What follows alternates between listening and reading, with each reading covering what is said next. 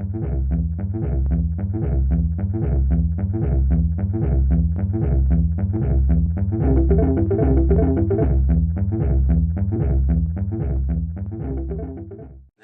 my lecture today will be positioned between those two extremes.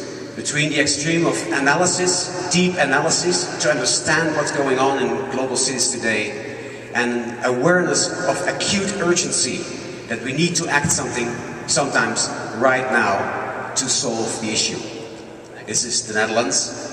The Netherlands, as you still see the contours of, a country which is threatened by the sea every single day. And not just the sea, also the rain, also the water coming from the rivers. It is a delta country, and it's fighting against the water every single day, and we are very aware what it takes, what the energy that it takes, the resources that it takes, the funds that it takes, but also the national resilience of the people that it takes to fight the water. But this is the other challenge of the Dutch people, totally opposite of the previous one. The urbanization. Here you see the urban pattern in 1970, 2000, an ongoing sprawl rolling out all over the countryside, and a kind of perspective in 2100, a country which is no longer a real country with a distinction between countryside and city, but one city-state. These two extremes are, let's say, our mental setup that we need to deal with, and I can already admit to you, we haven't resolved it yet. It's almost like two different groups in our population. The people who still believe that we can develop urbanistically, and the people from the perspective of sustainability who believe that we have to give in to the water and to accommodate the water by giving back land to the sea. Something about me personally. I'm director of the Netherlands Architecture Institute. In that very country, living between these two extremes. This is the building situated in Rotterdam, which in itself is already an iconic image of this tension between the water and the land, the water and the city. The building being separated from the city by a pool, reproduced by the mirroring effect of the pool, and inside, let's say, I admit, people for a long time could expect a kind of traditional program of a museum and a state archive. You have the museum part on your right side. Behind the building you cannot see. There is 18 kilometers of shelf space in an archive slab. It's one of the largest architectural archives in the world. And in the main glass slab here, which is towering above the other two, there are the offices and the rooms where we discuss the future of architecture. So, traditionally, you could say the NEI is a museum presenting practices today, storing the past, preserving the best archives, and discussing the future of architecture. Past, present, and future. You need to reach out. You need to bridge the gap between architecture as a profession, architecture as a specific form of knowledge, design as a specific field on the one hand, and society with urgent questions, with needs, with these tensions that I was just describing in the beginning of my speech. This is what society is all about. People trying to take position, to take a stance, to deal with these existential threats, to define their prospects, to define their destiny. That's what's going on in society. And ultimately, was my belief. That's also what an architectural museum should do. But the key question is, how can you create a more public domain out of a museum? How can you create exchange, dialogue, a vibe, an energy that intertwines with the energies of society? I try to dynamize that institution by inviting graffiti artists from Brazil, painting the entire wall of the museum building. Next. By inviting dancers inside of the main hall and doing performances instead of just static exhibitions. Next.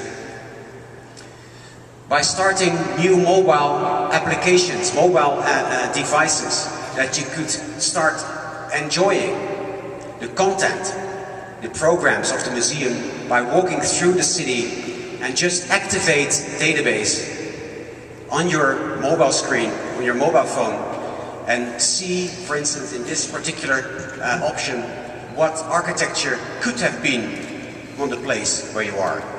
So you walk through the city, you see buildings, you think, hey, this is reality.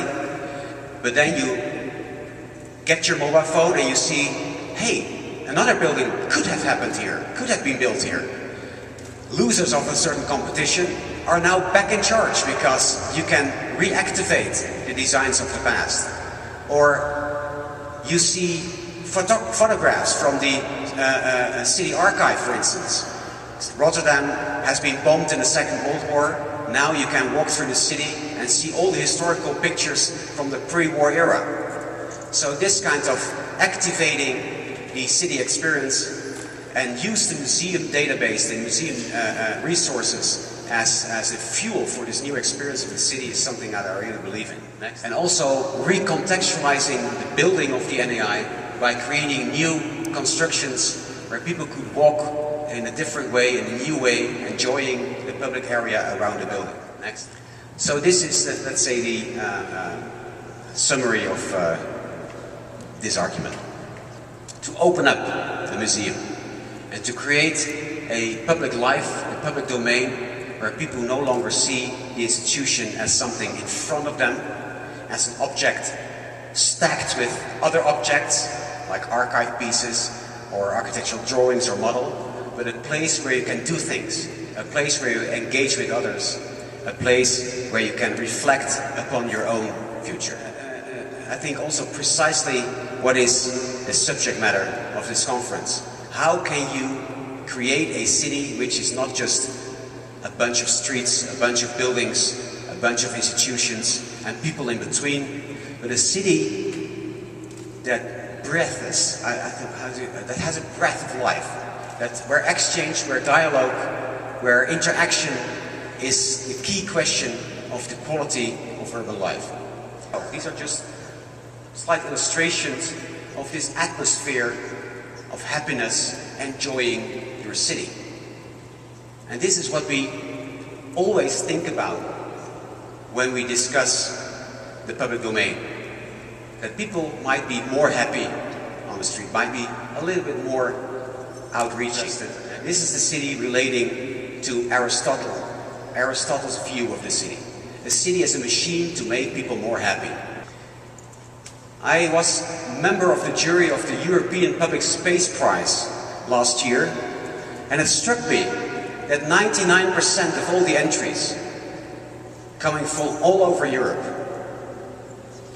from Setúbal, from Lisbon on the one hand, to the Ural, to Kazan or Arkhangelsk in Eastern Russia.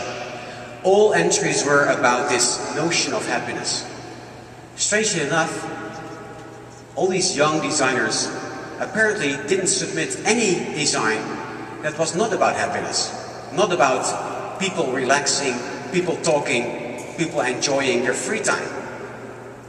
Strangely enough, apparently there was no discourse among designers where public life was about encounter, maybe even contestation, battles, debate, clashes. No design for that.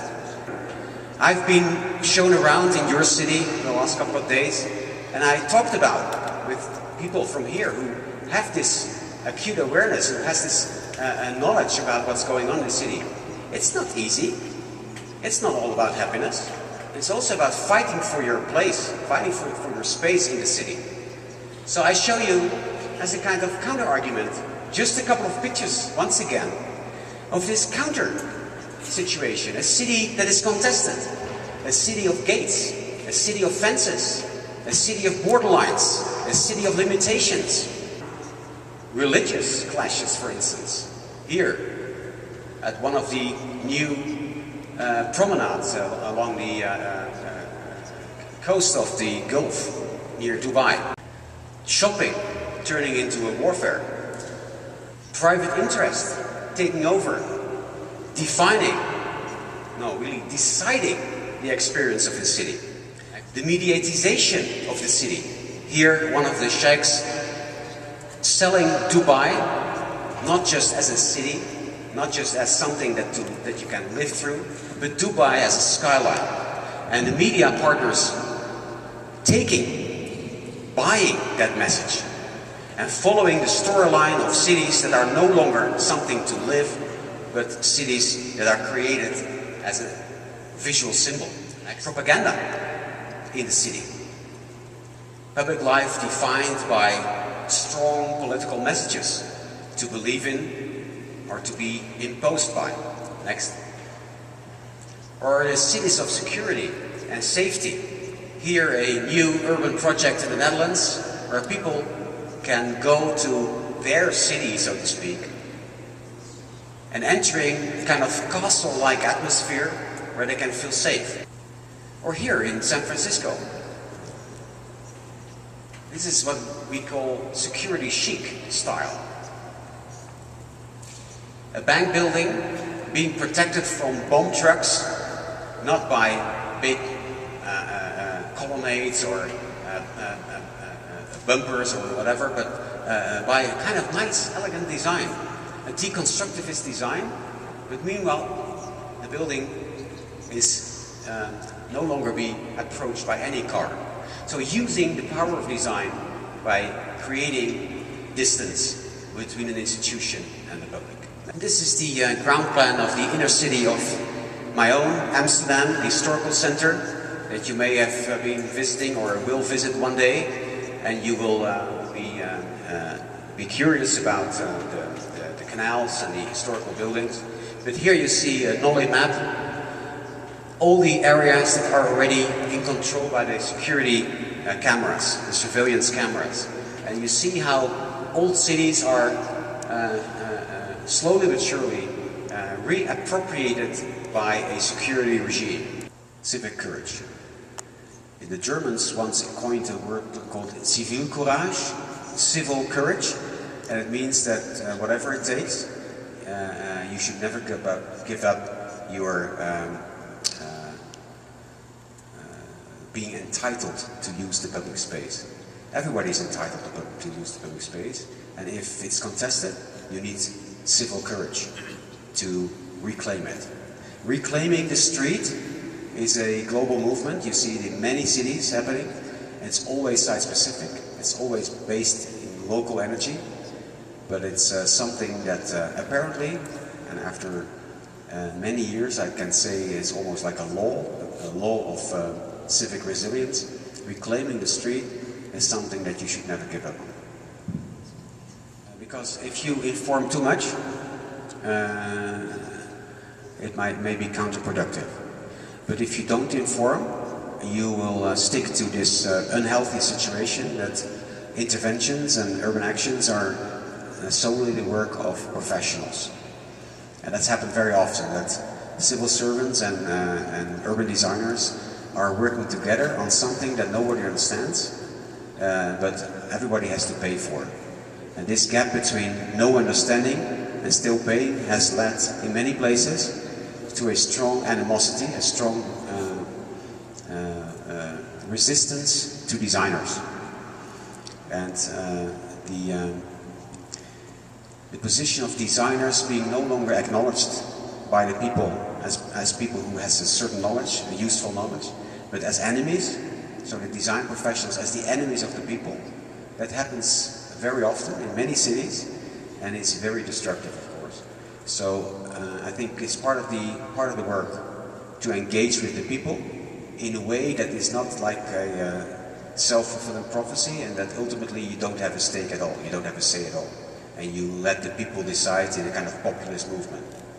So finding the balance between a professional surplus of knowledge and engagement as a citizen, as anybody else, negotiating between those two elements, I think it's extremely important. If you do that properly, you become very powerful.